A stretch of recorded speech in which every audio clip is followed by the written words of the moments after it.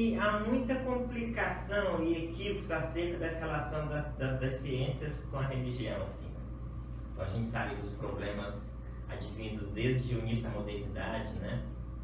Primeiro que se quis estabelecer um paradoxo inconciliável, né, entre essas duas dimensões, né?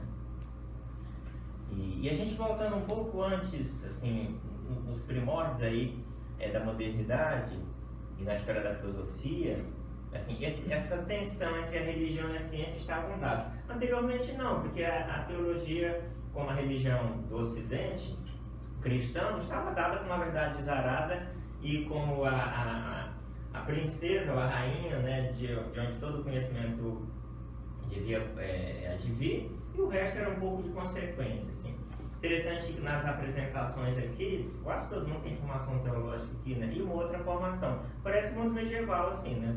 Porque todo mundo tinha formação teológica, porque não tinha salvação sem essa formação, e depois você podia fazer qualquer outra coisa, mas sem teologia não tinha salvação no mundo medieval. Todos os filósofos são teólogos também, porque estudar, ou seja, o Descartes no estudo do método é uma tentativa de provar matematicamente a essência de Deus, porque não tem outro objeto em voga.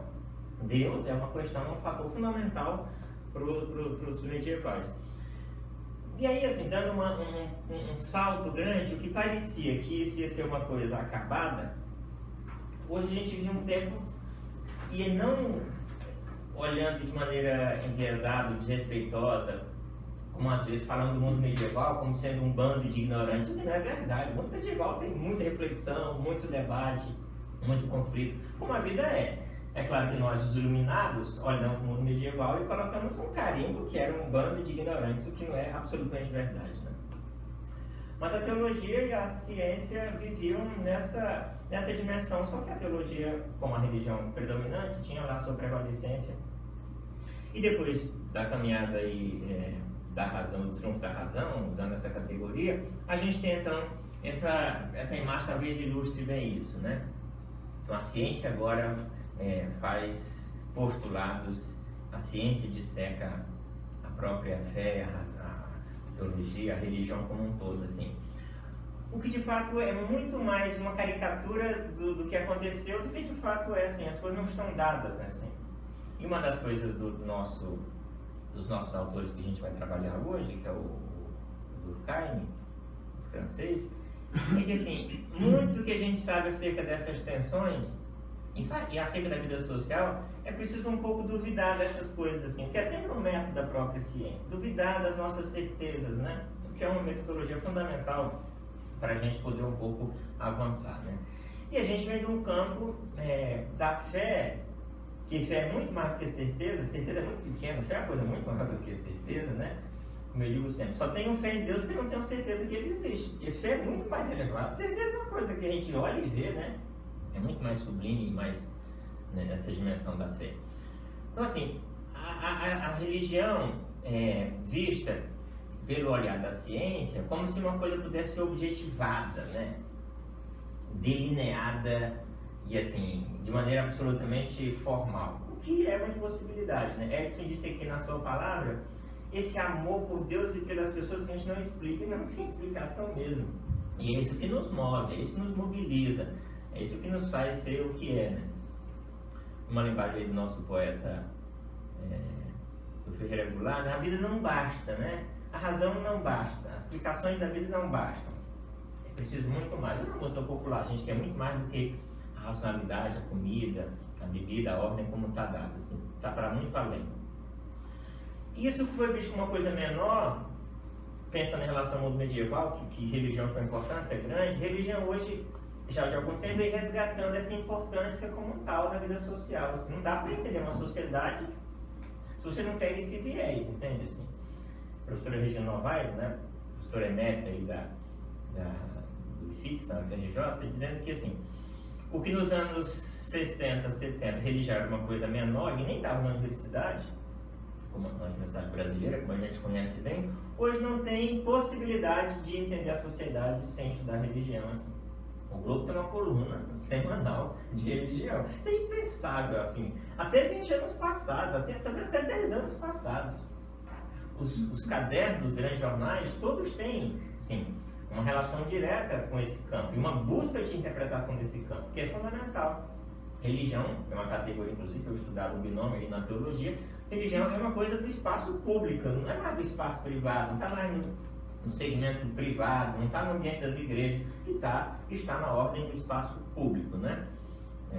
Os episódios que se aventuram para os episódios de amanhã, já disse minha posição de dizer isso, né? Para amanhã, assim, religião está extremamente presente nos eventos de amanhã, assim. Eu até tinha dito, o pastor aí, que se pretende pastor mais destacado da cidade, do ponto de vista da mobilização das massas, estava quieto. Eu até disse, bom que ele está quieto. Quando foi anteontem, parece que ele ouviu e aí convocou seu exército, né, assim, para os eventos de amanhã. Mas domingo é dia do Senhor, né? É dia de fazer manifestação, não é sobre a conversa, né?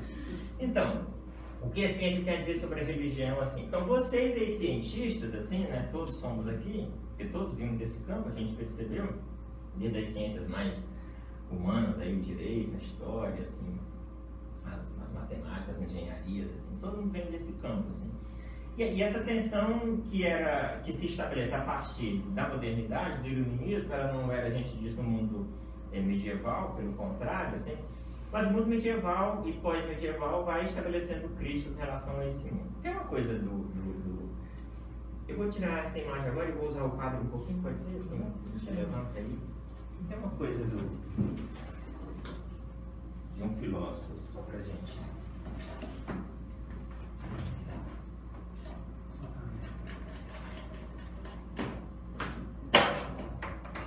Para dialogar com essa coisa pode aplicar.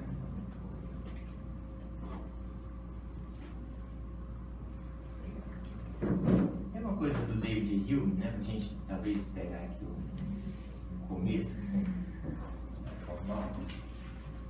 É uma coisa do Hume, que é um filósofo importante, porque, assim, os filósofos são todos importantes, mas, assim, ele tem uma importância nessa dimensão de um pensamento que a gente podia chamar modernamente racional, né? Todo pensamento é racional também.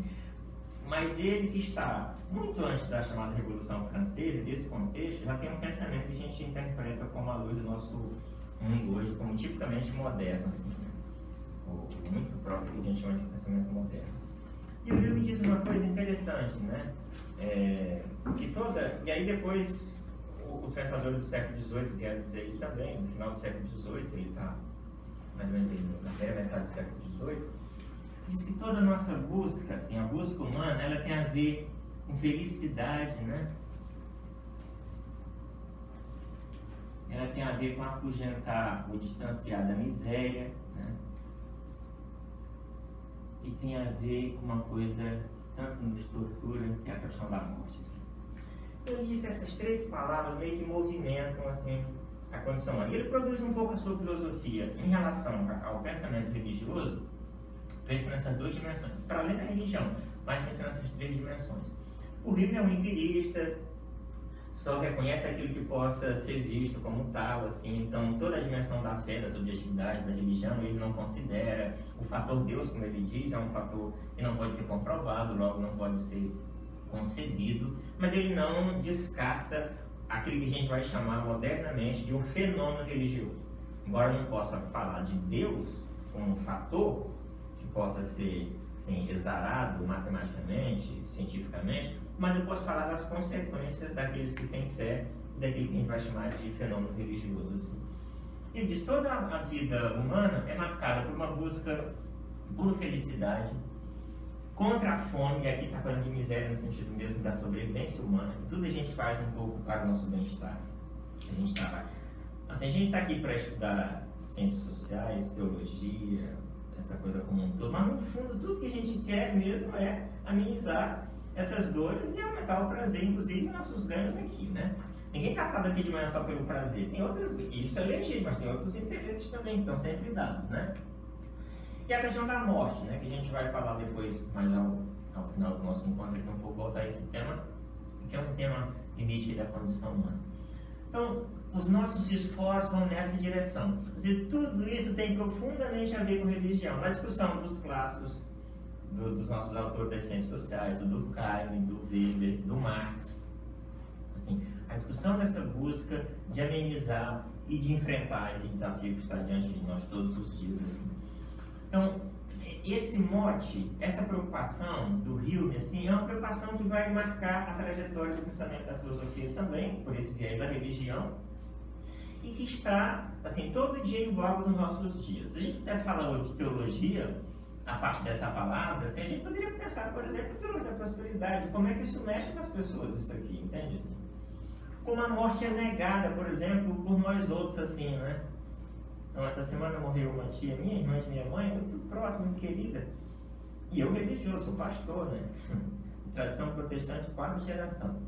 Aí falo com o pastor dela, e aí ele fala comigo como se eu também não fosse religioso, assim, não, estamos tristes, mas muito mais felizes, ela está no céu, assim, eu sei de tudo isso, mas ele precisa dizer aquilo para mim, ele está dizendo para ele, entende, assim, ele precisa anestesiar a dor que está diante de si e o paradoxo da vida, entende, então precisa dizer aquilo como se eu não soubesse também, e aquilo me angustia um pouco, mais do que me dá paz, assim, então, porque é uma negação de um eu preciso inventar uma conversa, porque é o que a gente faz, assim, precisa negar todo o tempo isso, né, porque tudo que a gente quer é isso aqui que está inicialmente. A gente quer isso, né? Profundamente buscamos isso. E como diz o nosso Rubem Alves, e toda uma reflexão que discute isso, está sempre para além, assim. Está aqui, está além, está aqui, está lá, está aqui, está depois, assim.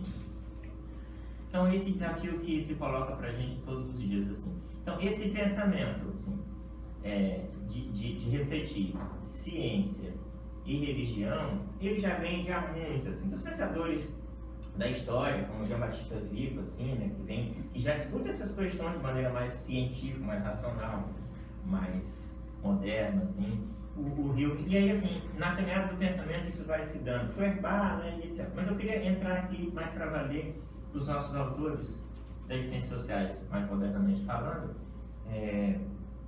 pensar a partir do próprio Durkheim, assim. Não sei se vocês conhecem essa criatura, né?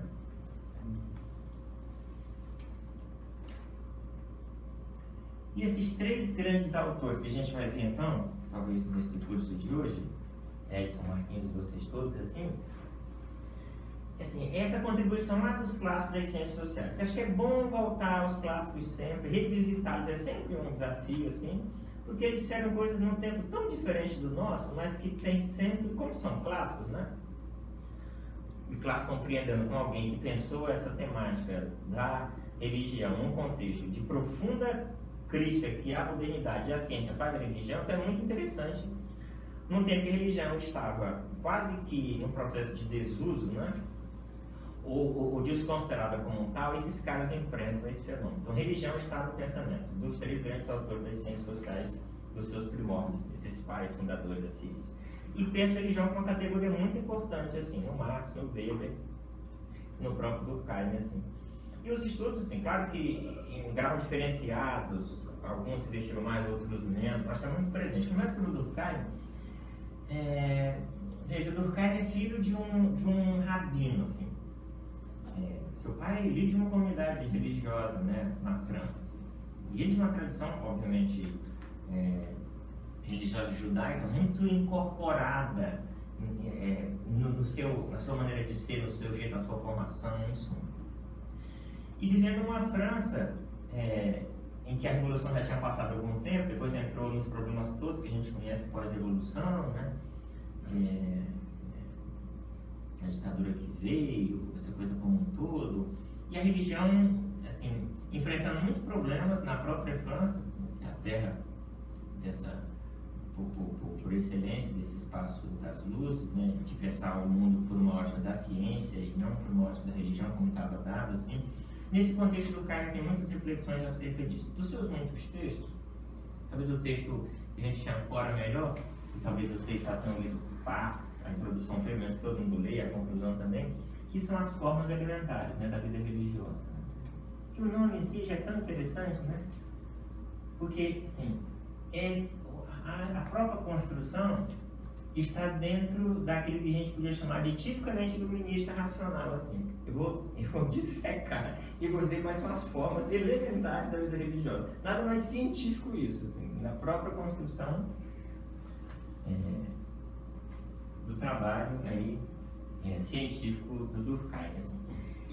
E assim, os franceses como tal, né, dado essa tradição do pensamento não empirista como os ingleses, né, a gente considera assim, os ingleses sempre vão aos passos mesmos, e pensando os franceses numa dimensão ideal, assim, de que refletem a partir de um construto racional, mas não sem o trabalho empírico, como os ingleses em contraposição, assim, mas ele pega dados de outros pensadores, assim, que haviam viajado, que haviam pesquisado, que haviam estado na Austrália, especialmente a Austrália, que naquele contexto era um mundo que foi descoberto dos mundos conhecidos, o mais recente, o mundo australiano, com seus muitos grupos e clãs e tribos, e a sua vida religiosa também, assim.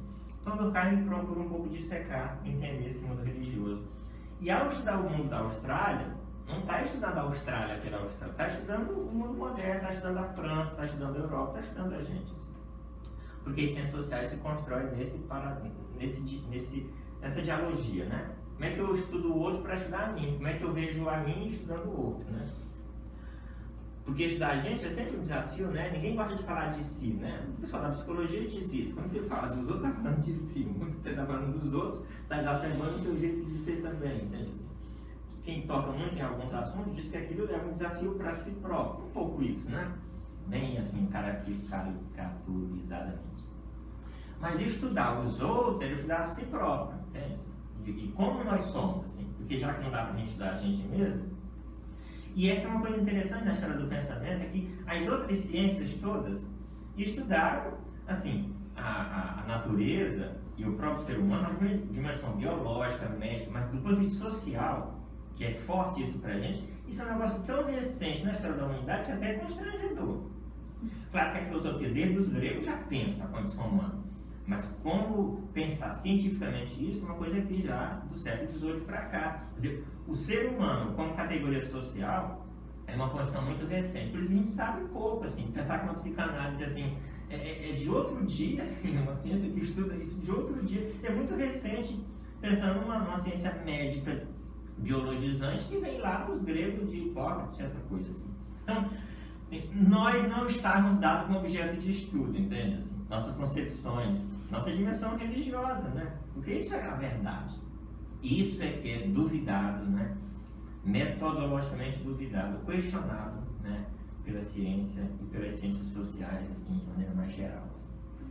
Então, o cara vai atrás disso, assim, o que significa isso? Assim? Então, assim, generalizando logo, esses autores como um todo, nenhum deles concebem, assim, Deus como um fator à la Hume, entende? Assim? Nenhum deles tem uma crença em Deus como nós concebemos, assim, ou como nós interpretamos que nós temos e que eles não tinham. Isso não estava dado como tal. O que se estuda são as construções sociais a partir desse fator chamado Deus, que é um assunto para a teologia, para a filosofia. Mas tudo que envolve a construção social, isso é, a construção entre os seres humanos desse fator, isso é tangenciado, isso pode ser percebido, isso pode ser identificado, isso pode ser, de fato, escrutinado. E aí a gente pode dizer o que é isso, entende? Então, o que as ciências sociais estudam é essa dimensão. Por isso que uma concepção equivocada dizia, e a gente, nossos, talvez, os anos 70, assim, os anos 80 ainda um pouquinho, que as ciências humanas eram ciências de, assim, que no ambiente das igrejas, no Brasil, das igrejas evangélicas, era um pouco desestimulado, assim. Tanto a filosofia como a história, a sociologia é um pouco desestimulada, porque isso é um problema, entende? Assim, estudar isso é um problema, assim, como era para os antigos também. Então, pensar a natureza, ser médico, ser engenheiro, assim, nenhum problema, assim, ser físico, mas assim, ser historiador, sociólogo, antropólogo, assim, ser filósofo, essas coisas assim, não eram. Isso não é uma vocação divina. Isso deve ser desestimulado, assim, porque isso traria problemas para a estrutura do edifício da fé que nós próprios forjamos, assim. Então a gente conhece bem essas concepções, a tal ponto de que, assim, dos anos 80 para cá vai haver um crescimento nessas disciplinas como um todo, mas ainda, em comparação com outras, é bastante desigual no ambiente das nossas próprias igrejas, assim. Talvez essa coisa de, assim, enganosamente dizer que as ciências sociais eram ateias, assim, o que não tem nenhum sentido dizer isso, assim, absolutamente não tem sentido dizer isso. Então, talvez para a gente resolver isso na boa, na conversa com os nossos colegas, irmãos, etc. Assim. As ciências sociais não têm fé porque ela não vive da fé. Quem vive da fé é a teologia, né? Talvez até a filosofia um pouco, mas não as ciências sociais. Elas nem afirmam que Deus existe, nem negam. Não é da sua competência, entende? Isso é tão bom, porque isso resolve um problema. Não é da sua competência estudar essas questões, porque ela não coloca esse problema para si. Esse problema é de outra área do conhecimento, não das ciências sociais. Então, se alguém diz que as ciências sociais não creem em Deus, ela também não descrê, porque, usando essas categorias, porque não é assunto dela. Acho que isso resolve para a gente estudar de maneira mais tranquila esses fenômenos, sem entrar nessas discussões. O que ela estuda são as manifestações que os humanos constroem a partir da sua compreensão do sagrado. E isso pode ser mencionado. Eu não vejo Deus, mas vejo amanhã uma celebração religiosa, hoje numa sinagoga, ontem numa mesquita, ou num terreiro de Umbanda, ontem também, ou segunda-feira também, tem os terreiros de Umbanda que funcionam bastante, candomblé. Então, assim, a manifestação eu vejo, entende? As concepções eu vejo, os rituais, entende? Assim, as crenças, mas eu não consigo ver o divino. Então, isso não é um problema para as ciências sociais. As manifestações, sim, e isso é um desafio para a gente, e é colocado, então, por esses autores. Assim. E aí, para o Durkheim, assim, para ele, na sua sociologia de maneira geral, e ele está um pouco criando os fundamentos, a própria disciplina, ele diz que para entender a sociedade, nós precisamos, essas formas elementares, é preciso entendê-las a partir do que ele chama de fato social. Como é que eu identifico, então, né, esse problema? Como é que a ciência social vê a religião, assim, se ela está tão, assim, é um culto, é uma reza, é uma manifestação, como é que eu identifico isso? Então ele reduz isso ao que ele chama de um fato social. E os fatos sociais são vários na vida social, diversos, de várias ordens, assim, né? E aí, por exemplo, ele fala de comunicação, né? Comunicação como sendo um fato social, assim. Só os humanos se comunicam como a gente compreende que há comunicação, né? Ou seja, comunicar-se é própria da condição humana e é específico da condição humana como a gente compreende comunicação, né? Comunicar não é natural, é profundamente social. Uma língua, né? Uma língua é uma construção social, uma construção forjada pelos seres humanos, que é uma das coisas talvez mais espetaculares que a condição humana criou. Um código capaz da gente se comunicar e que nos é profundamente comum. Imagina, estou aqui já com vocês há quase meia hora falando, assim, usando esse código. Sem isso é impossível viver em sociedade. E o cara disse, isso é social, isso não é natural. Porque uma criança não fala naturalmente. Se falasse naturalmente, não precisava viver em sociedade ser estimulado. Né? A criança aponta, se você não estimula, dizer o nome dela não fala. E por isso tem que ter fonoaudiólogos para poder estimular e ir além. E toda a vida em sociedade é marcada por esse mesmo. Ele trabalha isso de maneira longa, profunda, de como a vida em sociedade é marcada por esse fator. E é um fator da vida social, não é biológico, em suma, é um fator da vida social. E ele caracteriza isso com 3 coisas básicas. Eu interpreto comunicação, para a gente falar daqui a pouco, ou falar de comunicação para a gente discutir depois de religião. E diz que os fatos sociais são, vocês até sabem disso, são o quê? 3 dimensões do fato social. Primeiro, todo mundo estudou isso lá na graduação, em curso novo. Primeiro que ele diz que eles são exteriores, né? O princípio da exterioridade. Então, não está no indivíduo, isso é que é o barato do negócio. Não está no indivíduo, está na coletividade. Eu só falo porque vivo em sociedade, né? E quem fala sozinho, a sociedade inclusive cria problemas com a gente para se tratar. Então, assim, falar sozinho, mas ninguém pode ouvir que você fala sozinho, ninguém deve perceber. Você pode até falar, mas não é bom que os outros ouçam, né? E falar é uma coisa em sociedade. Assim. É exterior a nós. Não está na consciência do indivíduo, embora ela se revele também no indivíduo, mas ela está na consciência social. Por exemplo, uma memória, né? Você só sabe que tem aquela memória quando você dialoga com alguém que te trouxe aquela memória, mas ela não está em você por estar em você. Está entre você e alguém. O Durkheim diz, o fato social não está no indivíduo nem no outro indivíduo, está entre eles. É tão sofisticado e velho que está entre nós. Na medida que eu me encontro e que a gente dialoga, ele, portanto, ele se fenomeniza, ele aparece, ele se destaca, mas ele não estava ali. Ele só se destaca quando 2 pessoas ou mais intercalam e interagem em suma. Então, é exterior à consciência individual. Nós nascemos, as pessoas já falavam, a gente morre, elas continuam a falar. A gente sustenta isso, mas não está no indivíduo, está nesse conjunto. Está na totalidade da sociedade, né? É exterior a gente, a nossa consciência individual, na consciência coletiva que ela está. E ele diz mais, é coercitivo. Não dá para você dizer que não quero, não aceito, estou fora, me inclua fora dessa, assim. Não tem como.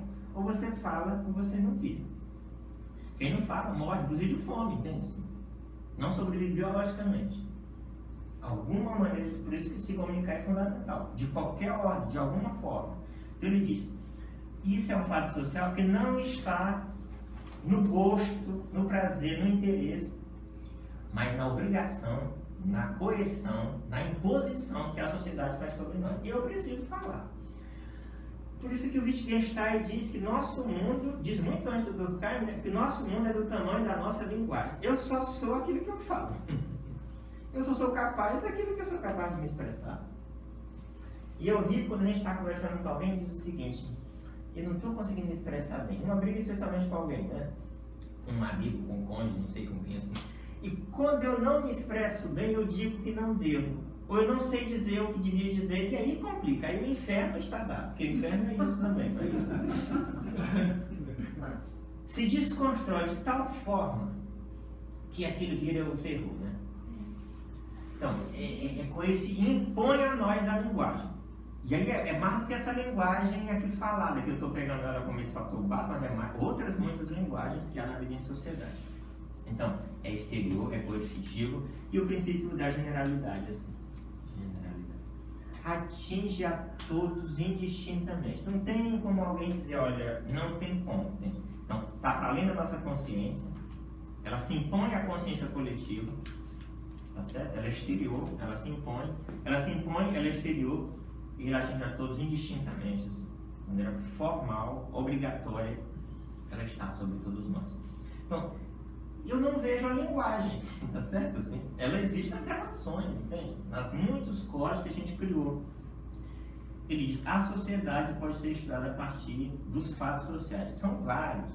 É esse, como ele falou, que é comunicação, né? Que a gente aqui está usando esse exemplo, né?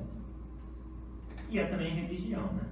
Aí eu pego aqui o viés que nos interessa. Religião é um fato social dizer, né? É exterior às nossas consciências. Nós nascemos e já tinha religião. Já tinha crenças, práticas, rituais, assim, códigos, instrumentos, certo? E a gente é socializado nessa ambiência.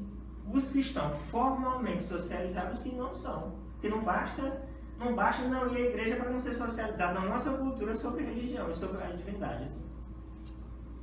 Então, se você pensar assim, um tempo de 365 dias, como é que o ano começa? Assim? Está no espaço público, no dia... Ao tempo que você tem queima de fogos aqui, o que antecede isso, que o jornal divulga. Assim, digamos alguém que não vai à religião, não tem religião nenhuma, mas vive nessa sociedade. Ele vê as manifestações que acontecem ao vivo e pelos meios de comunicação das oferendas que são feitas no dia 31. Isso é parte da nossa cultura, está no nosso... impõe-se a nós, entende? Não é que eu quero ou não quero, eu sei o que significa isso, eu sei como é que funciona, porque eu vou sendo socializado nessa lógica. E sequencialmente, todo o nosso calendário civil, escolar, está marcado por essa dimensão. Por isso, volta na Regina Novaes, né? Estranho é não ter usado esse componente para ajudar a sociedade, já que ele está tão presente na vida social. Ele se impõe ao fato social. Como é que eu não me dei conta disso? É chocante não ter me dado conta disso antes, né? O Rubem Alves, né, quando cria o Instituto de Estudos da Religião, onde eu trabalho atualmente, então assim, o Rubem Alves criou o ISE, antes como ISET, Instituto Superior de Estudos Teológicos, depois vira ISE, Instituto de Estudos da Religião, porque era impossível, tanto no ambiente das igrejas, como no ambiente da academia e da religião, de maneira científica, pelos vieses da razão. Não era possível, porque era de outra ordem. E ele percebe que ele é um assunto da ordem pública, social, civil. Você tem que estudar por esse viés para entender a sociedade. E a quantidade de pesquisas que eles produziram e publicaram é impressionante nesse início para entender uma sociedade em transformação no contexto da ditadura militar e como é que a religião está presente, né? Por exemplo, como é que o candomblé reduz durante a ditadura, mas cresce a Umbanda. Interessante essas coisas, entende? Os estudiosos mostram isso. A Umbanda é uma religião essencialmente brasileira, nasceu aqui em Niterói, São Gonçalo. Ou seja, uma religião, uma sociedade que... Esse é um país que vai para frente, que havia muita ideia de Brasil, a gente sabe disso, né? Até a gente, nós outros, assim, tinha muita parcimônia de usar a bandeira do Brasil depois, porque assim, ficou muito ligado com a ditadura. Tudo que era Brasil, dessa coisa ufanista, estava muito ligado à ditadura. Então, uma religião que era mais africana, assim... Ninguém tinha um projeto contra a religião africana, mas um projeto de nação, um projeto de país, assim, deixava mal-estar alguém ter essa religião. Então você encontra uma religião que é parecida, mas que é brasileira, entende? Assim, que é mais o nosso jeito, que começa com a Ave Maria, canta o hino nacional, canta o Pai Nosso, entende? Faz uma reza para um orixá, e assim, você concha, que é muito brasileiro isso também, que é essa coisa da mistura, que é muito próprio da gente, assim, nós protestantes, profundamente marcados e influenciados e interagimos com essa religião africana, por exemplo. Né? Um bom crente, né, em qualquer igreja nossa, né, vê uma coisa que não gosta e diz: cruz credo, está amarrado, e vai de reto. Ou seja, como é que um protestante, lá um tipo ideal weberiano assim, como é que um protestante vê uma oferenda na esquina e diz está amarrado assim? Só diz está amarrado porque reconhece valor, porque reconhece autoridade, porque reconhece uma outra divindade. E aí já tem um problemaço, porque numa religião que diz que o sujeito afirma, veja como é que nós brasileiros somos, afirma no discurso da fé de que só tem um Deus assim, que é monoteísta, ele atribui e reconhece que tem um outro Deus assim, porque se não, aquilo não fosse nada, assim, muito um tipo de weberiano que não reconhece, aquilo não dizia nada, aquilo diz, aquilo incomoda, aquilo arrepia, aquilo dá medo, aquilo passa para o outro lado da rua, entende? Assim, então, isso mexe conosco, entende? Assim, nós somos assim, essa mistura, né? Assim, essa comida é aquilo que nós somos, né? Que come farinha, macarrão, com feijão, um prato grande, bota folha, tudo a gente mistura aqui, tudo a gente mistura e tudo aqui dá certo, assim. E não tem problema de dor de barriga. Até sushi, é uma beleza. Até sushi com tudo funciona aqui, tudo realmente aqui. Em se plantando tudo, eu já disse para o bar de caminho, aqui, tudo aqui na casa do achamento ele já disse isso. Então, a religião é um fato social, é exterior a nós. Como é que esse negócio, assim, pode estar em nós se não nasceu conosco, né? Biologicamente não está em nós, mas está profundamente enraizado aí, né?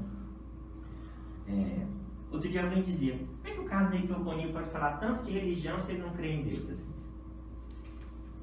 Porque talvez o Carlos Heitor Boninho estudou no seminário, queria ser padre, essa coisa. E seus textos, especialmente no domingo, na Folha, ele está sempre falando de Deus assim. Então, não basta descrer ou não crer, assim, está presente, entende? Ou como dizia Rubem Alves, assim, sou protestante, sou porque fui, entende? Assim, aquilo que eu fui está aqui, assim, lá tem, só precisa alguém me provocar. Ele dizia: só precisa tocar a música de bar para eu lembrar que sou protestante, entende? Assim, aquilo mexe comigo, meu mundo já viaja, né? Então, assim, é exterior, mas se tem uma interlocução, aquilo toca, aquilo se manifesta. E se impõe, eu não tenho como dizer não quero, não gosto, não sei o que é, estando nessa cultura nossa, em qualquer outra. A religião está aí presente no espaço público, né? E atinge a todos nós, mesmo pela negação, mesmo pela rejeição, mesmo pelo não reconhecimento, entende? Assim, quando a gente fala hoje nessa discussão grande que está aí na ordem do dia, sobre laicidade, né? Sobre um espaço público marcado pela laicidade, isso só existe no construto racional dos estudiosos, que em nenhum lugar do mundo existe isso, entende? Assim, nem na França, entende? Assim, o mundo laico, o mundo religioso, não existe isso. Assim. O mundo é marcado por essas misturas como um todo, mais ou menos. Assim. Então se impõe a nós assim, esse mundo. E é interessante que essa expressão laica, né, é uma expressão do ambiente do mundo da religião. Para falar de uma sociedade que eu não quero com religião presente, eu uso uma categoria que é da religião. Porque laicidade é a mesma moeda de um lado, religião, outra é laicidade, assim. Eu quero um mundo que não seja religioso, mas hoje é uma categoria que é da religião. Eu tenho refletido sobre isso para escrever um artigo, porque dá para pensar como é que eu penso um mundo sem religião com categoria que é religiosa. Assim. Então, religião se impõe, em suma, essa dimensão aí que a gente vai considerando. E essa dimensão da religião, assim, na compreensão como sendo um fato social, nos primórdios do chamado jovem Emile Durkheim, acreditando que a razão vivia um processo de avanço e isso significaria um aniquilamento progressivo da religião, a compreensão durkheimiana era que ainda havia religião, mas que quanto mais avanço de uma sociedade racional, quanto mais a religião perderia, que é muito próprio da mentalidade dos iluministas como um todo, né? Que isso ia entrando em desuso. Que ela tinha um valor, né? Assim, isso não reconhecia que não tinha valor, que tinha uma função, que é própria da categoria da maneira de pensar do Durkheim, que a religião tinha uma função, né? E como a vida em sociedade é marcada por as instituições existem, os fatos sociais que constroem instituições sociais, existem e cumprem funções. Porque tem um problema. Resolvendo o problema, essa coisa deixa de estar. Ela aniquila, se desaparece, acaba, né? Então, se as motivações para a religião eram especialmente coesão, como ele dizia, né? É preciso dar coesão à sociedade. Então, você precisará encontrar outros mecanismos de coesão. Tendo encontrado, a religião deixa de fazer sentido, né?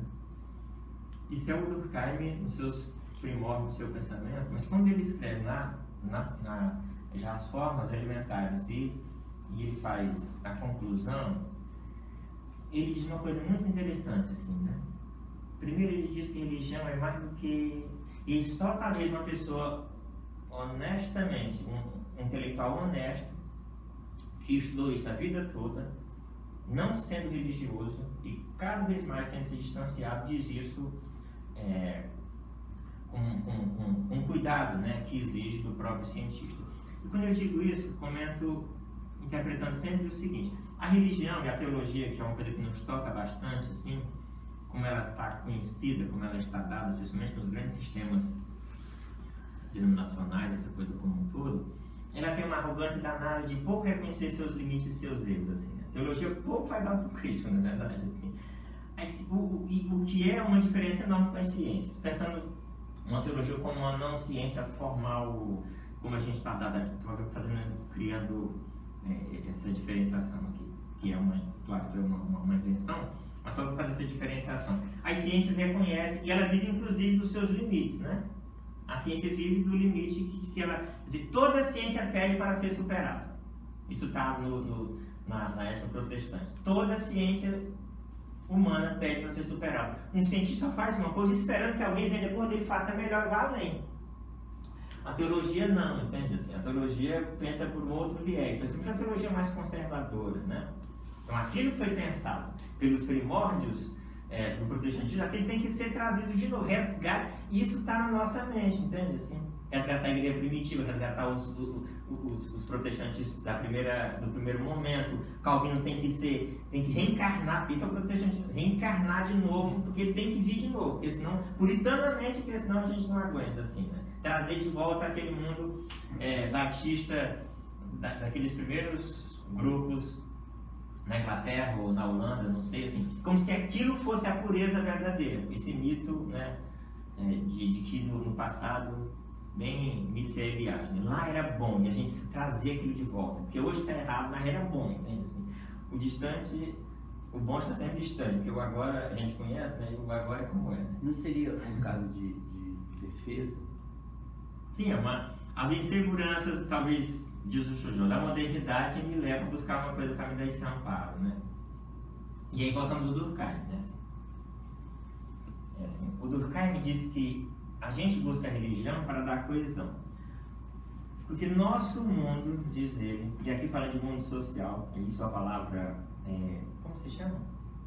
Adriano, a sua palavra que é boa, nosso mundo está sempre em risco de ruir, né? Bem Durkheim isso. Nosso mundo vive em processo de destruição, entende? Nossas relações, nossas crenças, nossos saberes, nossas conjunturas vivem em processo de ruir. Falando um pouco das relações de amizade, de trabalho, familiares, assim, né? Quantas relações de amizade tão fortemente construídas podem ter se decomposto no processo eleitoral do ano passado? Assim? Todo mundo tem uma história para contar, entende? Relação de igreja, relação de almoço que já não aconteciam, que já não acontecem mais. Conheço várias histórias, até porque fui buscando isso. Então, nosso mundo está sempre em risco de ruir. Relações de amizade, relações de trabalho, relações familiares, relações conjugais, em suma, está sempre, e uma palavra que o Durkheim usa, né, para esse ruir, é a anomia, né? Esse mundo está sempre correndo o risco de quebrar a sua estrutura, né? Estava tudo bonitinho, né? O nomos, a ordem, a estrutura, mas uma coisa acontece e ele rui completamente, entende? Estava tudo arrumado, mas é tão frágil, é tão frágil. O Durkheim diz, religião é uma rede que eu construo para me deitar. E é uma imagem boa essa dele. Assim. Religião é uma rede que eu construo para me deitar. Quem gostava dessa imagem da rede, da aranha, né? Exatamente. Isso. Não é verdade? Porque uma teia de aranha, uma das coisas mais sólidas, né, que tem. Inclusive eu vi outro dia das engenharias aí, o pessoal aí que constrói avião, assim, como está buscando cada vez mais e descobriu assim, um negócio que diz que é 1000 vezes melhor do que a teia da aranha. Então um troço aí que descobriu recentemente que pode ser utilizado para construir avião. Mas a teia da aranha é fundamental. Mas aquilo que parece tão rígido, tão duro, como aquilo é frágil também, assim. Tudo que é sólido, usando o velho Marx, se dissolve, né? Se desmancha, assim. Então, é esse mundo que parece tão rígido, tão sólido, mas ele pode entrar em anomia. Ou seja, por que essa rede esgarçou, né? Ela criou um buraco tão grande que eu caí pelo buraco. Porque a religião é essa rede que eu me deito e me embalo, né? Mas a vida tem dimensões da vida, né? Que o Weber vai tratar disso melhor quando ele fala de Teodiceia. A vida vai ter contradições, que a vida tem contradições. Não tem como parar de sofrer, porque sofrer é da condição humana, assim, né? Eu digo lá pro meu grupo onde eu dou aula na escola bíblica, assim, o sofrimento vai te alcançar, hoje ou amanhã, porque ele vai alcançar todos nós. É melhor ter consciência disso, porque eu me preparo melhor, do que dizer que não vai ter. Porque é da vida ter, entende? Assim, ou hoje ou amanhã, ou mais ou menos. Vai chegar o momento que vai acontecer. E acontece no dia comum. Uma doença, uma morte, a perda do emprego, porque é da condição humana, não tem? Então, vai ruir. Vai ruir. E aí, assim, como essa estrutura que eu montei tão organizadinha, ela sofre, assim, ela se esgarça, ela não responde. E aí, o construto que eu tinha, racional, religioso, ético, que eu dispunha, os problemas que me sobrevieram, eles são maiores do que as respostas que eu tinha calcificadas para esses problemas. E os problemas são novos, as respostas são antigas, calcificadas, os problemas são outros, elas não respondem a isso e eu entro em desespero, né? Cometo inclusive suicídio. Vai falar um pouquinho sobre isso também, né? Porque não tem como, não, assim, entrou, ruiu completamente, ruiu profundamente. Então, por isso que religião, diz o Durkheim, não está aqui preocupado com outras coisas, está preocupado com essa dimensão da coesão, né? A cada semana que as pessoas se encontram na mesquita, no templo, onde quer que seja, assim, eles atualizam as relações, entende? Assim, usando essa linguagem nossa, eles outra vez conjugam os laços, entende? Assim, e quando a celebração acaba, as pessoas saem dali mobilizadas, motivadas e com os laços refeitos com o divino, mas profundamente com elas mesmas, entende? Porque o divino não está em casa, por que eu vou entrar na igreja? O divino não está em casa, não está em qualquer lugar, nessa crença inclusive protestantes, assim, por que eu preciso da religião? Desse espaço sagrado, dessas relações que se constroem. Essa dimensão em que atualiza a coesão. Eu faço o rito de novo do mesmo jeito semanalmente. E eu às vezes com o professor fico lá olhando assim, mas o sermão hoje foi tão ruim, será que eles voltam domingo que vem? E eles voltam de novo. Não foi o melhor, podia ter sido melhor, né? Dizia Jerry Key, professor meu no Seminário Batista, que estudou aí, e dizia, você não se prepara bem, você vai ser do culto chateado. E o Espírito vai dizer assim para você, preguiçoso, né? Podia ter feito melhor, mas ficou vendo lá o que não devia, durante a semana lendo o que não devia, brincando o que não devia, agora paga o pato, entende assim? Então assim, é essa coisa, entende? Eu volto de novo, e eles voltarão de novo, entende? E se a freguesia que não dá boa, procura outra freguesia, entende? Mas alguma freguesia a gente está atrás dela, entende? Porque eu não aguento o mundo. E o Zinho, né? Pensador também da ciência social, desse contexto aqui dos primórdios, ele diz isso. A gente buscará, se não é religião, eles têm outras muitas saídas, entende? Pode ser a religião gay, mas pode ser, na negação da religião, pode ser a arte na sua ampla dimensão, que ele vai trabalhar essas questões como um todo, assim. Eu busco um jeito, porque a vida não basta, entende? E só isso não basta. Então eu procuro.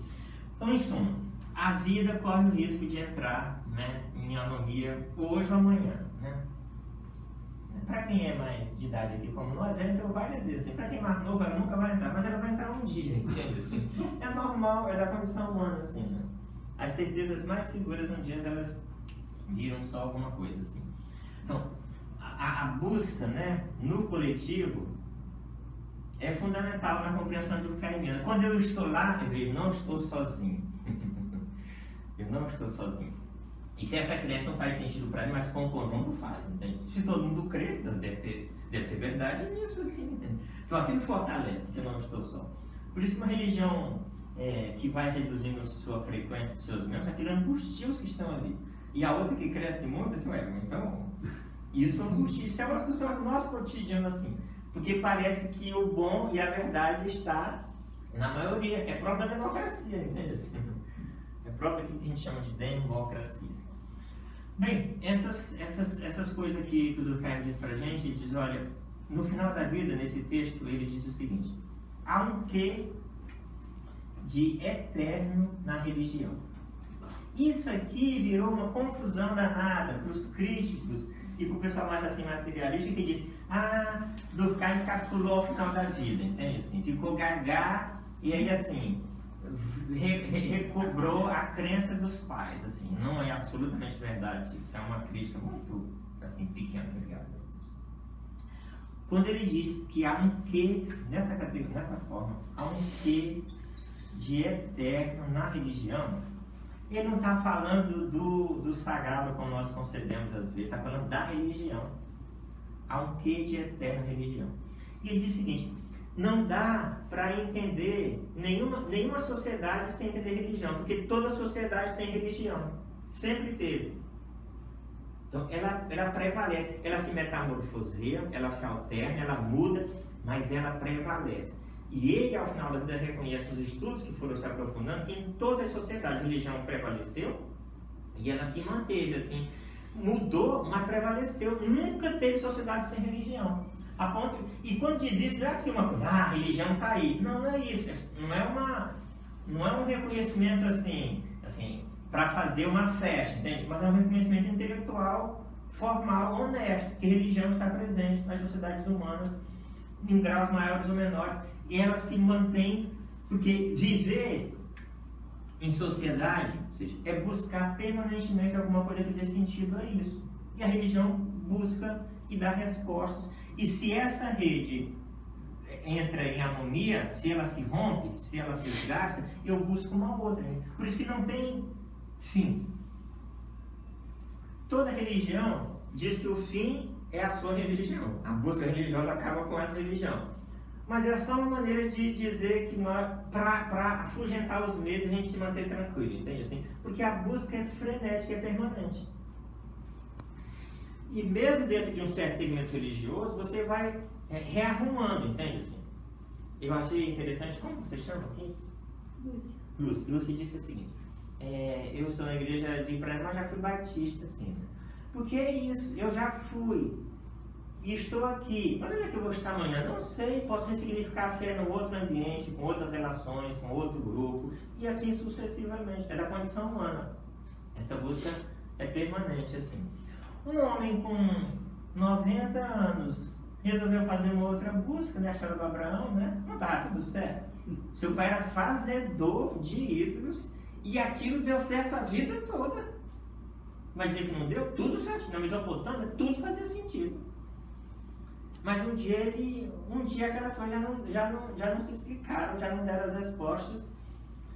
E ele só vai, usando aqui uma linguagem muito das ciências humanas, ele só vai porque havia alguma dúvida, possivelmente. Porque se tiver certeza da religiosidade de seus pais, mas por que isso? Eu estou seguro. Eu só parto quando a fé é aquilo que me faz avançar, porque a fé que me manteve até agora já não responde às questões. E eu busco uma outra, entende? É da condição humana buscar. E isso é belo. Talvez esse entalho divino em nós, que diz o texto sagrado, talvez seja isso. Eu estou sempre aberto para esse divino que se manifesta de tantas formas, né? E que embeleza a vida, né? E que embeleza a vida, entende? Então estou sempre aberto para essa dimensão.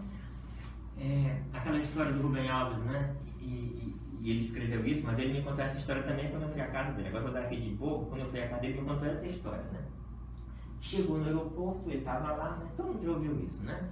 E aí, ele disse que viu uma senhora, e ele disse, quando viu, assim, os anos tinham passado, mas ele reconheceu. Foi minha ovelha em Lavras, e ela de longe olhou e ele reconheceu, era o pastor dele em Lavras. O Rubem Alves tinha sido pastor, né? Lá em Lavras. Aí ela chegou e disse, reverendo, como vai? Ele disse que já tomou um susto quando ela usou essa expressão, né? Continua firme, Deus me livre, entende assim?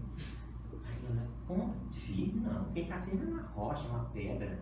Eu sou uma libela, eu sou uma borboleta, eu estou passeando por aí, eu estou livre e leve e solto, entende? Eu estou buscando. Aí ela disse, vou orar por você, disse, não faça isso. Não incomode Deus por minha causa, entende? Ele está me conduzindo por aí. Busque Deus atender outras pessoas. Eu estou bem e ele está me conduzindo por aí. Então, assim, é essa dimensão, entende? Que parece a negação da fé e é profundamente a afirmação da fé, entende? Assim, que para um religioso calcificado, perdeu completamente, assim, né? Perdeu, né? Quem perdeu, né? Isso é bacana. Então, assim, esse quê de eterno que... Esse mistério, né? Essa palavra aí, né? Que faz com que... faz com que a gente esteja aqui de manhã, nesse sábado, né? Podia estar na praia, mas isso mexe com a gente também. Isso é um pouquinho assim do Durkheim, assim, né? Não sei. Vocês querem fazer um comentário, uma crítica, uma dúvida?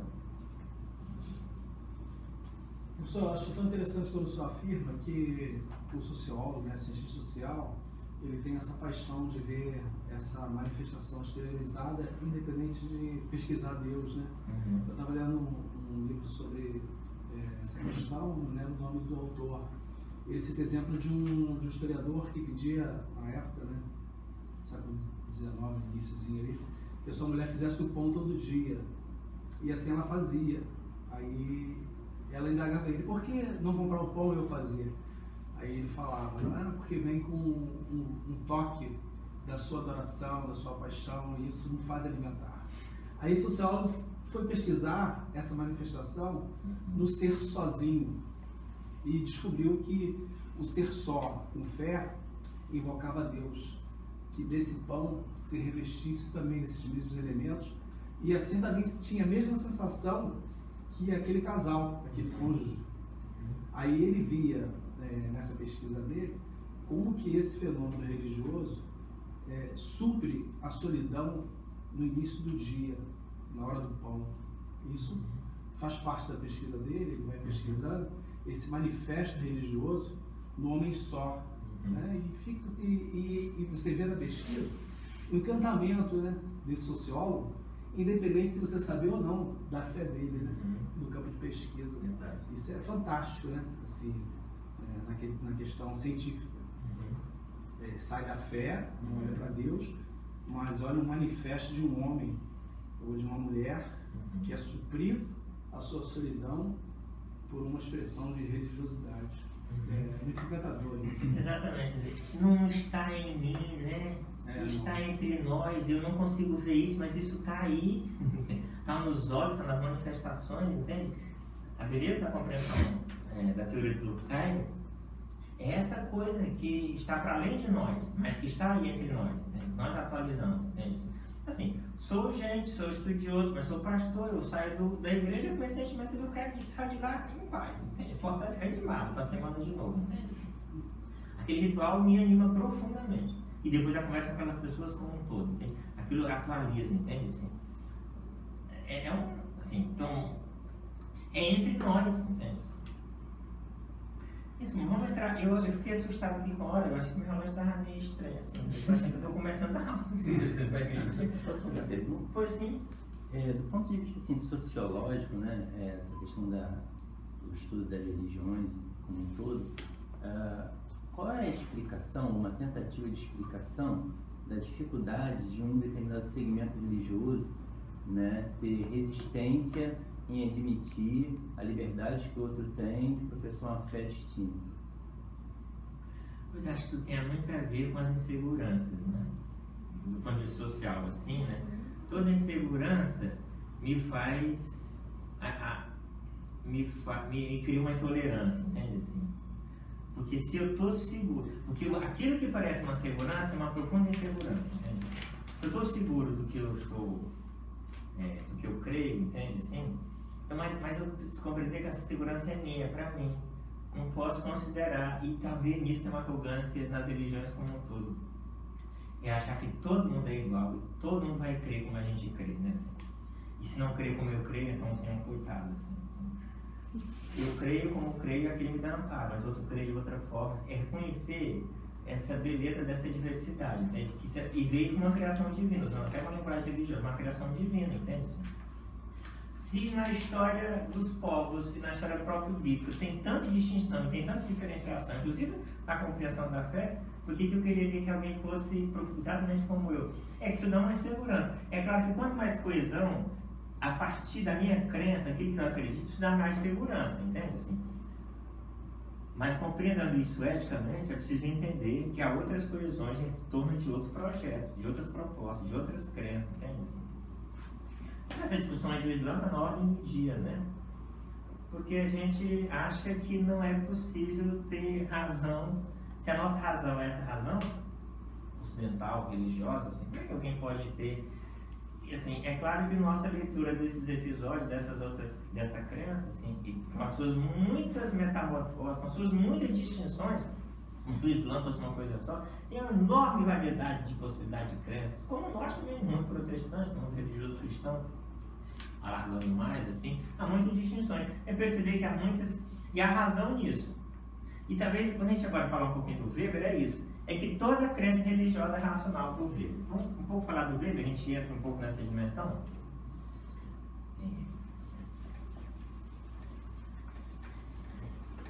Então, religião, para o Weber, é um construto nacional, assim como o Durkheim, mas com outra linguagem, né? Então vejam Max Weber, né? Também filho de família de tradição protestante na Alemanha, sua mãe muito piedosa, inclusive, né? Luterana. E o Weber, para entender a sociologia, um pouco da religião do Weber, essa palavra é uma palavra central, né? Racionalidade, porque é central no pensamento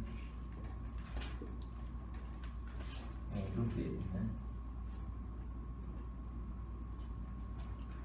Para o Weber, todas as crenças religiosas são racionais, assim. O Durkheim diz de outra forma, o Durkheim diz, todas as crenças religiosas são verdadeiras.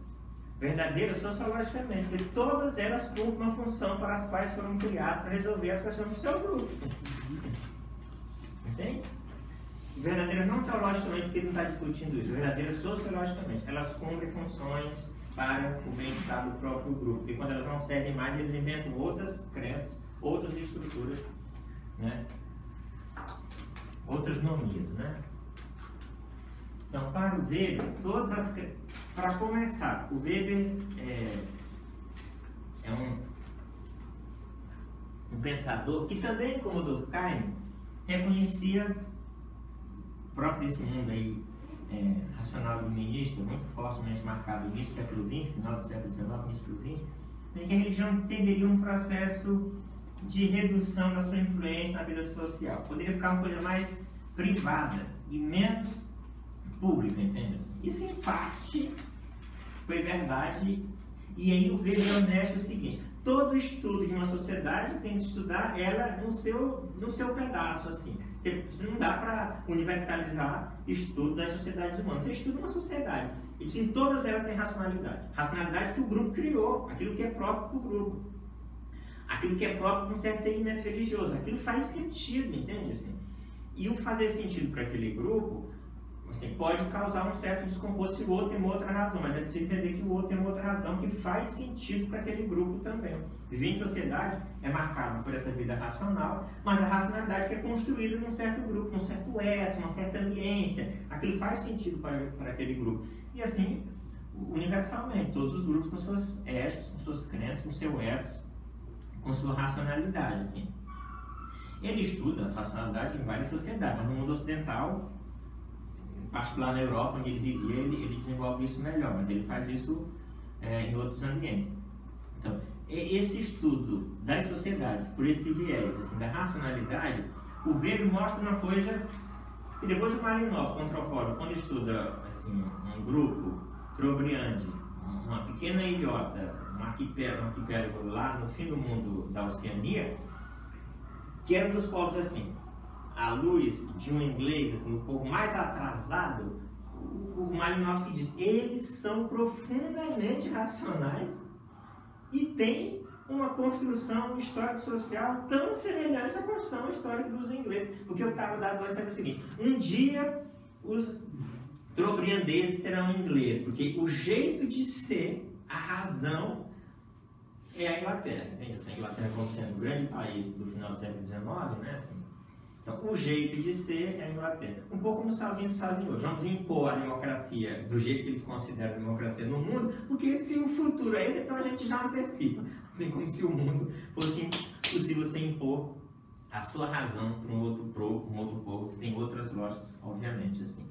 Então, o Malinowski descobriu, e isso é uma contribuição enorme, assim, que aquela gente não era atrasada. Eles tinham um construto racional que chegou àquela sociedade como tal, que se organizou daquela maneira em função da sua necessidade e dos seus objetivos. E a inglesa também era tão racional quanto. O Weber vai nessa dimensão, entende? De que os grupos humanos e as religiões como tal têm suas concepções racionais. É claro que o Weber tem uma coisa que é central nele. Se o fato social, para o Durkheim, é uma categoria central para entender a sua teoria social, inclusive na religião, para o Weber é essa coisa do tipo ideal, né? Que é uma construção social também, assim como o fato social. Então, assim, o tipo ideal, ele não existe assim, empiricamente, como está dado. Então, você faz um construto racional dizendo que isso é mais ou menos isso, aquilo é mais ou menos aquilo. E com esses construtos racionais, você constrói, então, um sistema de pensamento, um sistema que busca ser racional. Então, o tipo ideal, e aí ele sempre... Os tipos ideais do Weber é sempre uma coisa meio que em contraponto à outra, assim, tipo igreja e seita. Pegar um pouco isso. Ou mago e sacerdote, entende? Ou a razão, ou a magia e a religião. Ou seja, são tipos ideais, porque não dá para separar matematicamente uma coisa da outra. Mas a construção racional pode construir. Você separa isso com uma teoria para você poder estudar a vida em sociedade. É um pouco isso a maneira pela qual... Não, é uma construção racional para entender a vida em sociedade. E dentre as muitas coisas que ele estuda, obviamente, estuda também a própria religião. E aí, o Weber estuda magia, né? Assim, um pouco como uma diferenciação com religião, porque a compreensão era que magia era uma coisa não racional e a religião uma coisa mais racional. E Weber vai mostrar que tanto magia como religião é tão racional quanto. Ou tão racional, é tão racional quanto. Claro que tem sempre alguma coisa que um pensamento inventou um sistema mais assim, organizado, que a gente poderia compreender como sendo mais estruturado, mais racional, mas não que não seja racional, também é racional, em suma. E aí utiliza várias categorias, inclusive de personagens da vida da religião e da magia, para fazer esses contrapontos como um todo. Também, como o Durkheim, ele não tinha crença religiosa, ele até tem uma expressão boa dele que ele diz: meu ouvido não é musical para a religião não me seduz. Assim. Mas o fato de não ser musical para a religião não deixa de ele reconhecer a importância central da religião no estudo das sociedades humanas e da sua lá em particular. Então, ele mostrava assim, de como assim, um sistema racional construía universos simbólicos que mantinha os grupos em coesão, um pouco ao lado do Durkheim, mas muito para além disso, e como esses sistemas assim, estavam também em processo de permanente mutação, e que eles não eram fechados em si próprios. Havia uma sociedade marcada por diálogos que permitem permanentes transformações. E aí o Weber assim, não tem uma especificidade teórica assim, tão ampla assim, como o Durkheim nesse sentido, porque você tem que pensar nos vários textos dele, os muitos que ele escreveu, e especialmente sobre a religião, o que ele escreveu está mais no final da vida, ou melhor, está depois da sua morte, a publicação. Um pouco Economia e Sociedade, um dos seus textos publicados depois da sua morte, quando ele fala sobre sociologia da religião, Teodiceia, essas coisas, já um pouco depois. E aí, assim, está do jeito que ele deixou lá os rabiscos e depois disso publicado. Mas na Ética Protestante, talvez um texto mais conhecido e que é uma parte do seu projeto de estudo, que ele termina o livro, mas tinha outros, nessa ordem que ele não escreve, a vida não permitiu, ainda cedo. Mas na Ética Protestante, a Ética Protestante é um tipo ideal para o Weber, entende? Assim, é um tipo de ética protestante, assim, não é que a ética protestante é exatamente como ele exala lá no seu livro, mas ele está fazendo um construto racional de uma certa ética protestante, assim como também o espírito do capitalismo, né? É também um tipo ideal. Ele pega um tipo, né, de capitalismo para fazer essa definição como um tipo ideal. Então ele pega essas duas dimensões. Isso foi estudado, analisado, criticado, não compreendido, em suma. O que o Weber diz é o seguinte: todas as crenças religiosas têm consequências não intencionais. Assim, eu tenho uma crença, um grupo se constrói socialmente, tem crenças, tem ritos. As consequências disso não são controladas e nem são, muitas vezes, objetivadas quando esse grupo se formou e se constituiu, quando se desenvolve. Essas coisas estão muito para além, entende? Vai achar que, assim, concebendo hoje modernamente, Bispo Macedo tinha clareza do que quando ele começou aquele projeto no Meia, né, e que depois começa, tinha um nome, até a igreja era outro nome, era, né, Lourdes ainda, depois aqui virou Lourdes, em 77, assim, ia virar o que virou, assim, não tem como conceber essas questões, ou achar que ele controla seus fiéis, como às vezes alguém de nós pode achar que o Bispo Macedo tem um controle, que ele domina, assim, que é como ele quer, assim, uma pouca compreensão do mundo como o mundo é, né? Para dizer que as coisas são como são. Então, as consequências não intencionais, diz o Weber, de uma religiosidade, assim, elas podem ter dimensões que são de fato imponderáveis, né? Imponderáveis. Quando ele estuda esse tipo ideal e esse tipo ideal, e ele faz relações entre si, eles, como uma ética calvinista, protestante calvinista, gerou, não intencionalmente, sim, ou desenvolveu, ou ampliou, ou radicalizou, ou racionalizou um modelo econômico de produção, entende? Ele não está, o sujeito não está ali, né, como aqui, uma espécie de ascese, e essa figura aqui como uma espécie de a ascese não é do mundo do protestantismo. A ascese estava muito antes, entende? Assim, quando os mosteiros medievais católicos se fechavam em torno do mosteiro. E o que? Produzia o sustento do mosteiro. Inclusive os mosteiros enriqueceram bastante, a gente sabe disso, né? Assim, tinha um projeto de estudo, de oração, né? De leitura, de produção, um projeto racional de vida, entende? Assim, só que era um projeto do mosteiro. Usando como um tipo ideal, aquilo não era assim para a sociedade aberta.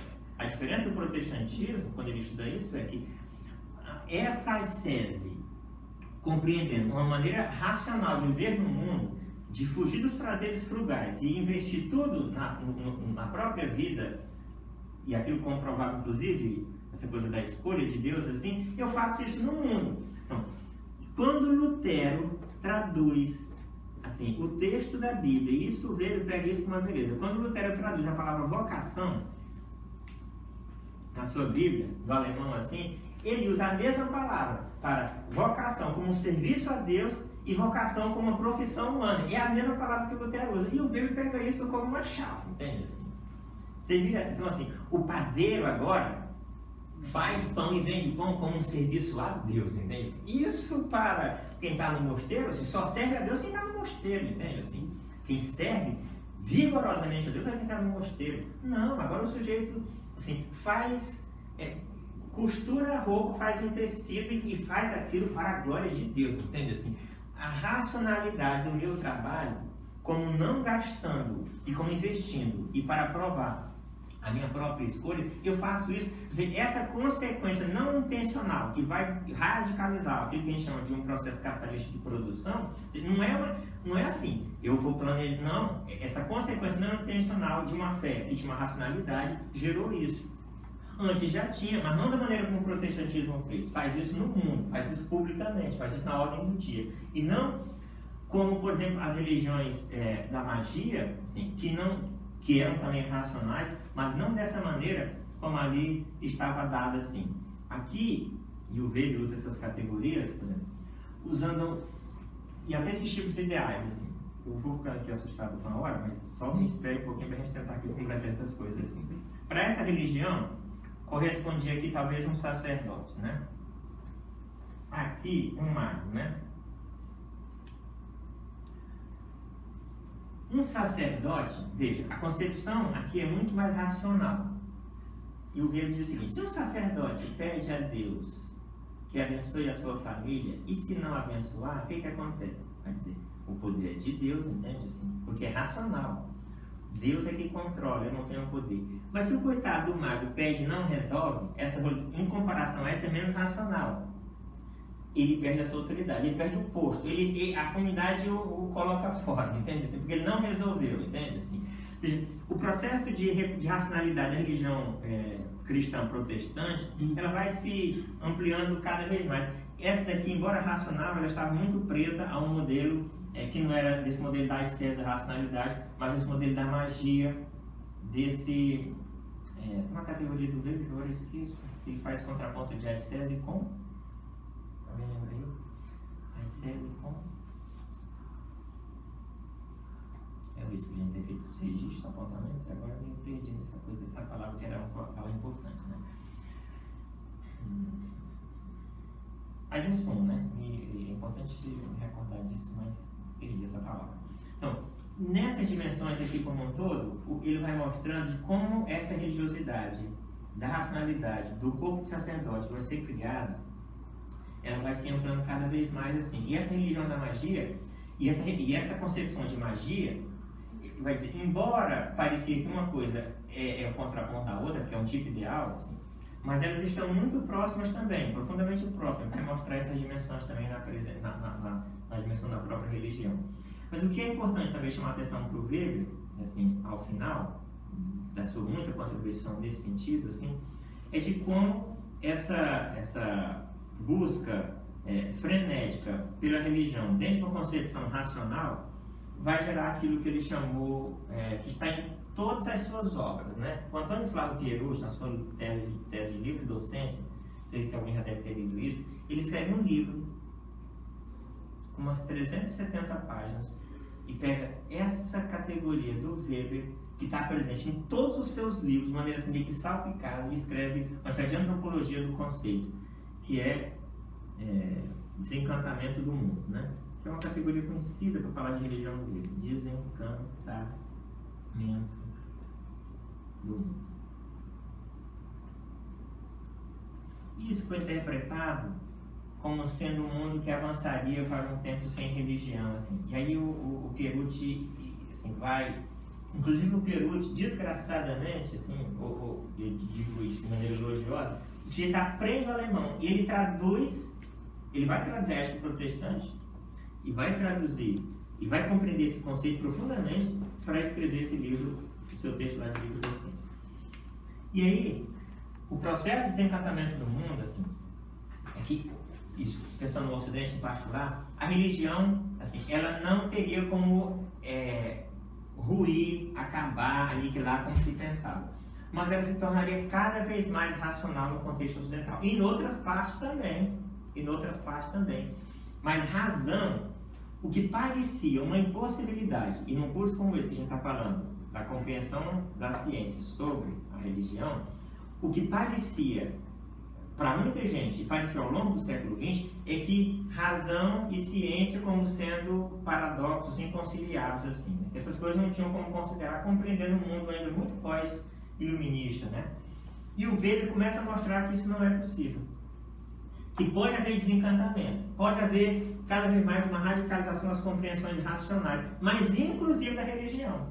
Menos magia, entende assim? Menos magia, compreendendo magia como uma coisa mais encantada, mais marcada assim, por dimensão do sobrenatural, mas não sem crenças, não sem religião, mas uma religião cada vez mais racionalizada. O que aconteceu bastante no Ocidente, mas não só no Ocidente, em outras partes, né, quando ele vai estudar também as religiões na Ásia também. Mas o desencantamento, assim, o mundo torna-se mais racional, mas não sem religião, uma religião que é cada vez mais racionalizada. E essa concepção do Weber para estudar o mundo de hoje, as nossas crenças religiosas, entende assim? A presença das religiões no espaço público hoje talvez seja uma chave interessante. Como é que, assim, é uma sociedade que busca religião, inclusive na disputa dos espaços, assim, na vida pública, entende assim? Então, quando você faz uma marcha para Jesus, quando você faz a marcha do orgulho homossexual em São Paulo, que aconteceu ano passado, inclusive usando o versículo bíblico como seu tema central, né? Então, assim, essas categorias, assim, é que religião está na ordem do dia e na ordem do espaço público, não é uma coisa privada. Ela não é tão encantada do mundo da magia que está manipulando concepções assim a partir só de um ambiente privado de religião. Ela está no espaço público disputando espaço de transformação e do espaço das comissões do Congresso Nacional. Ou seja, por que as religiões buscam essa presença tão fortemente no espaço do parlamento, onde você define a questão das leis, assim?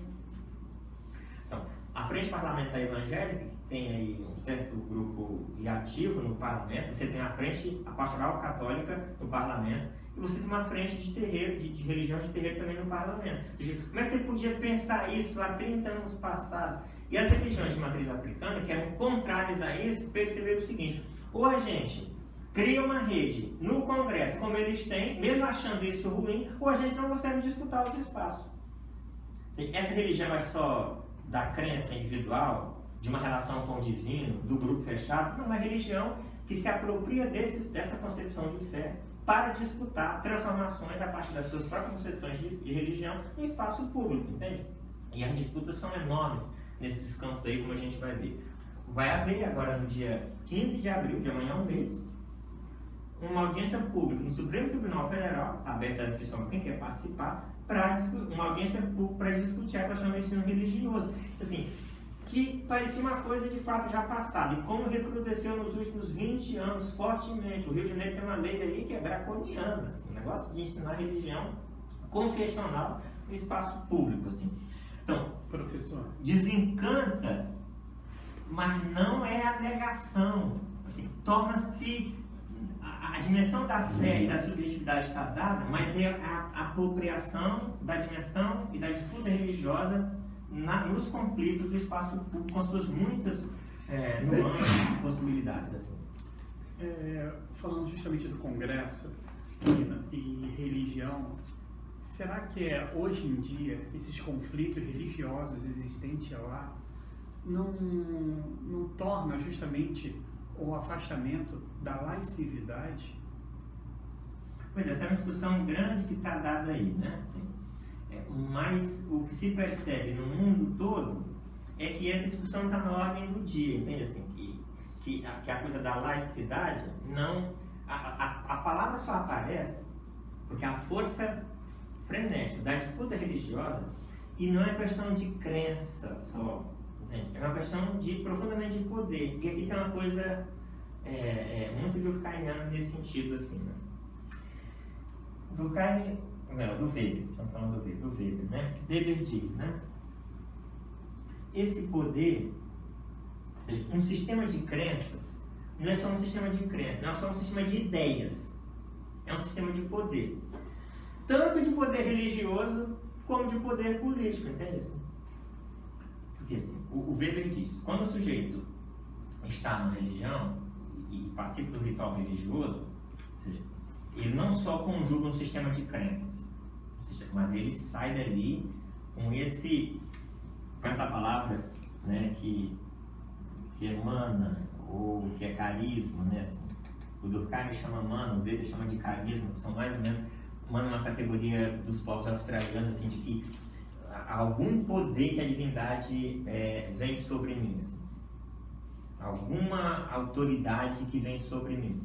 Esse carisma que o Weber utiliza essa categoria para pensar também de que eu reconheço no outro esse carisma como tal. E esse carisma, assim, no ambiente da religião, ele, no espaço da celebração religiosa, ele um pouco que assim, é meio que para todos assim, todo mundo sai meio que revestido, uns mais, outros menos, os ministros mais, mas um pouco desse poder presente nessas pessoas. E é um poder que não, eu vejo que vai para além desse poder só que me dá força para enfrentar o sofrimento da vida, entende? Mas me empodera também e me estimula na disputa de transformações e do espaço público, daquilo que eu julgo que é o melhor, que é o que está dado em nossa própria sociedade, entende? Assim, então, não é só um poder religioso de humana para mim, mas é para o espaço público, é para manifestar. E as disputas desses grupos são enormes aí. A gente tem acompanhado isso já há muito aí no espaço do Congresso Nacional.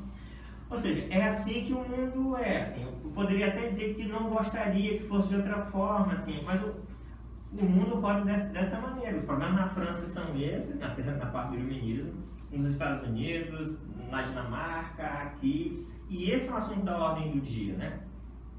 E a gente eu iria discutir para terminar o Marx e o Bourdieu, e ainda o Weber, o Durkheim, ou melhor, o Berg. Mas eu vou terminar aqui com o Berg, acho que já não tem mais tempo, né? Acho que já também ia ficar acabado, né?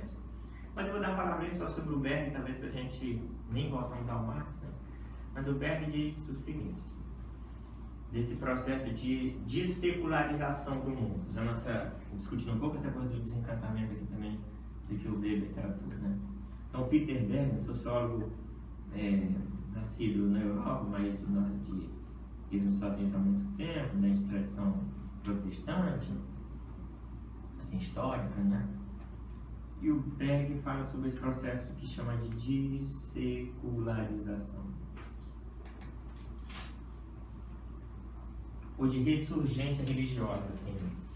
E há uma crítica danada ao pensamento dele, que diz assim, onde houve secularização? Onde a religião está morta para ter ressurgência? Entende?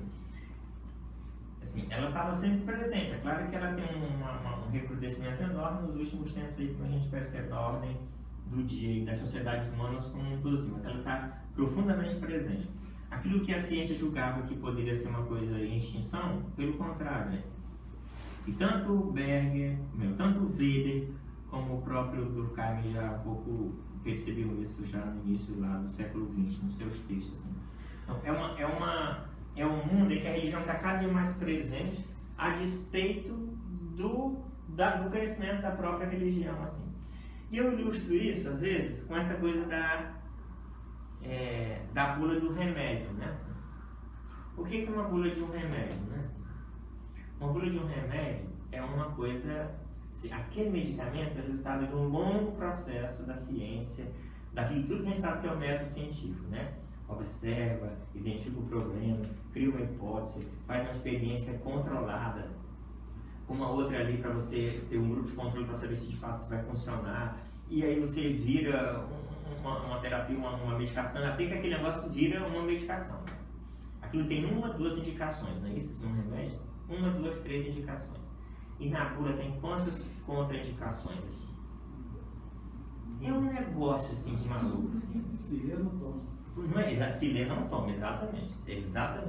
1, 2 indicações. Agora, as contraindicações, assim, tudo de ruim está dito que aquele negócio vai te trazer, assim. Porque a ciência tem que ter essa clareza de informar para você.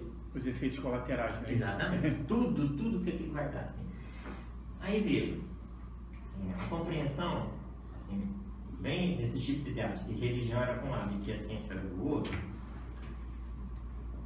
quando o Berg percebe essa dessecularização, e aí uma socióloga francesa muito em voga nos últimos tempos aí, que é a Danielle Léger, então ela diz o seguinte: não há qualquer incongruência, incoerência entre uma concepção religiosa e uma concepção racional. Essas coisas não são campos distantes, elas são da condição humana, elas estão postas, entende? Quase que justapostas, elas se confluem. Não é uma coisa ou outra, entende? Assim. E aí usando essa formula do remédio. O sujeito, assim, a la Weber, quem é mais racional, entende? Assim, é o sujeito que toma o remédio, entende? Assim, toma o remédio e pronto e acabou. Assim.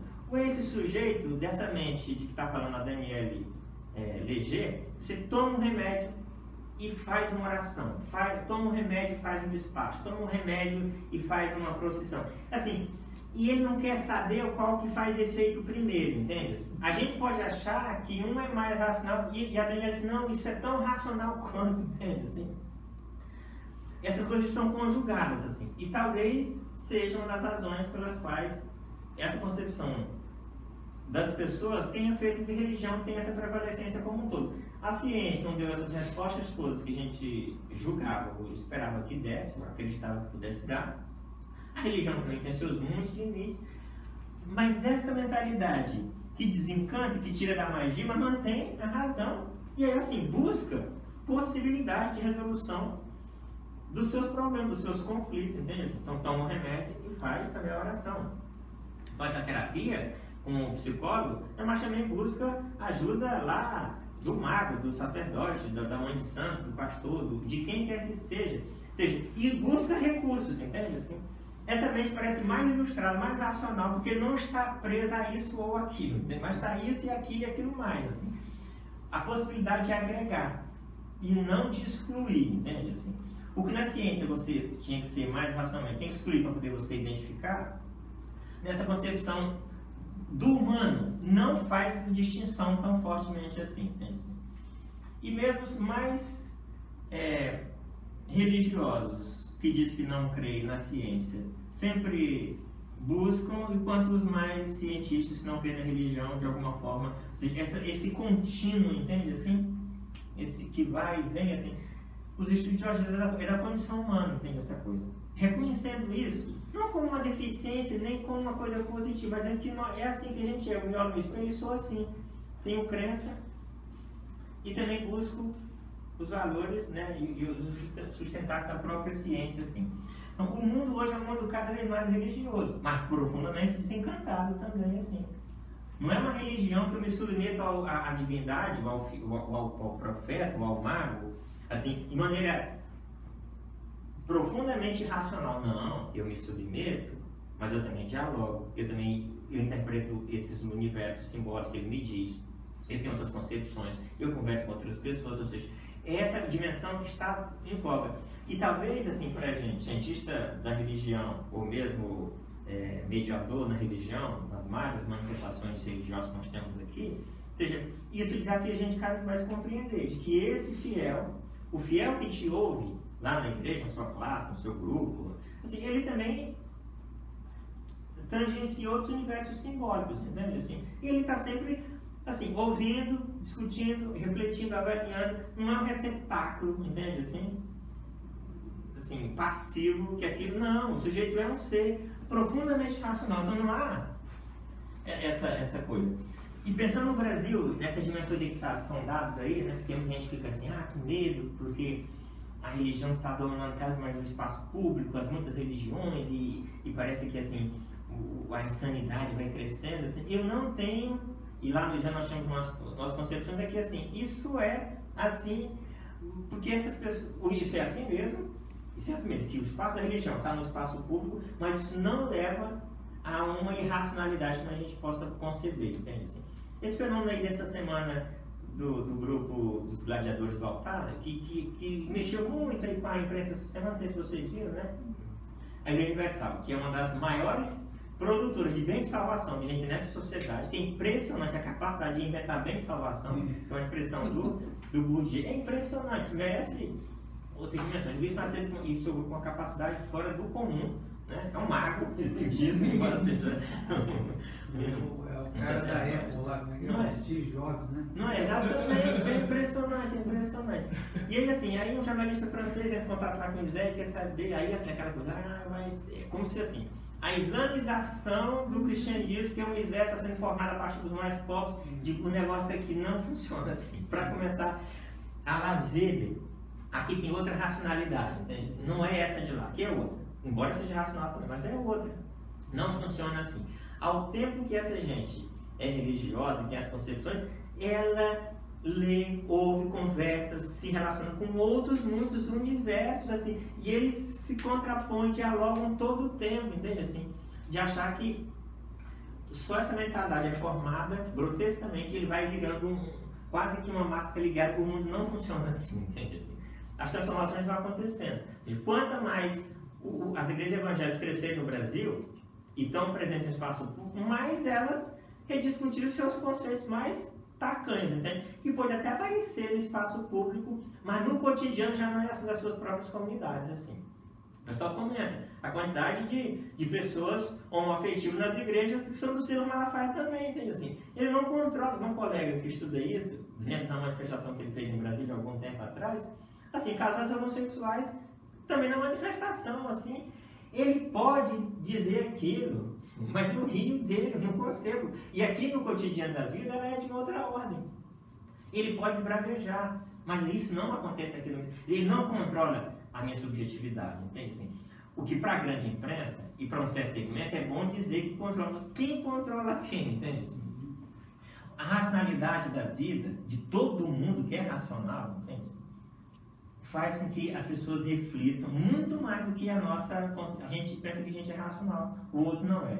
Então, religião é vista pela ciência de maneira bastante cuidadosa aqui, considerando as construções da religião, e não a divindade como em si, como a gente já percebeu como um todo, mas é um ambiente em transformação e evolução. Há muitas coisas para a gente avaliar. Eu peguei esses autores e achando que a gente teve um tempo maior para conversar sobre esses primórdios, porque pensar os primórdios é pensar também aqui o tempo presente, assim, uma sociedade como a nossa, marcada por religião, marcada por presença da religião, também nos espaços públicos, com disputas enormes, disputas políticas, ou seja, compreender isso acho que é um desafio enorme para a gente. A minha crença é que a religião está aí disputando todo o tempo, mas há outros muitos grupos, entende? E essas pessoas religiosas também são racionais, leem, estudam, essa classe C religiosa também está na universidade, ou seja, não dá para entender que esse mundo vai ser da maneira como alguém possa conceber. Ele vai ser um mundo que não é o de agora, porque sempre muda. Mas eu sempre acredito que essas concepções do Berger, do Weber, do Durkheim, a religião está presente, desencanta também, disputa espaço, mas essa mente religiosa, essa mente racional, como se a religião não fosse racional, elas dialogam todo o tempo assim, não há como a gente temer assim, de achar que vai virar uma coisa insana, irracional, e eu acho que as coisas aqui são um pouco mais difíceis assim. E os nossos pensadores, assim, tanto das artes, das músicas, da literatura, acho que já um pouco percebem isso assim. O próprio nosso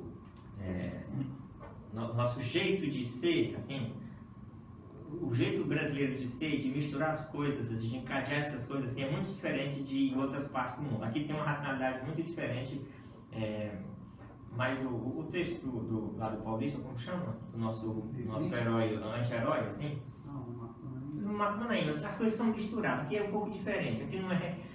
Veio precisava vir aqui para entender melhor, eu nunca veio aqui. Aqui é uma coisa um pouco diferente, assim, acho que ele entenderia mais do que outros mais por aí. É isso, gente, assim, tantas informações e às vezes, assim, com tantos desafios que a gente tem na religião, que a gente meio assim, angustiado de ter tanta coisa, mas foi o que foi possível, assim. Desculpa, eu acho que...